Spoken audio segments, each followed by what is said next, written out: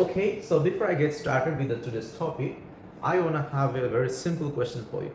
Can I? All right. So let me just grab material. You can see the material's name is beaker, and it's made out of silica and boron. So it's a borosilicate glass. If I drop this glass, what happens? It will break definitely, right? So why glass breaks when we drop into the floor? However, here we can see in my hands is a rubber band. So if I stretch the rubber bands, it bends, right? You can see. If I stretch, it's getting bent, right? Why rubber band bends and why beaker breaks when we drop? And the beautiful steel spoon you can see in my hands also. So this is the steel spoon, right? If I see, my face can be seen. So it's shining.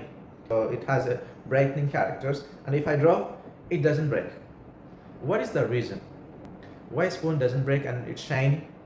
And why beaker breaks when we drop it? And why rubber bends? What is the answer?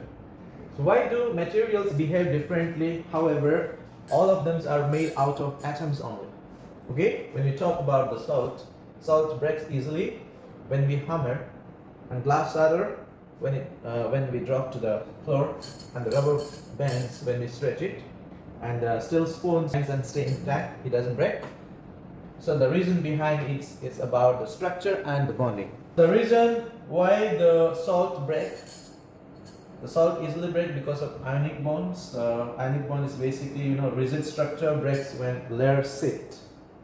If we talk about the glass, why glass shatter, why glass breaks? Because of the rigid covalent structure. So because here you would find there is no layer that can slide, hence glass can be broken. However, you can see the rubber gets bent when we stretch it, right? So rubber bends and stretches because of the long covalent chains. You can see the flexible and weak forces over there in the rubber bands.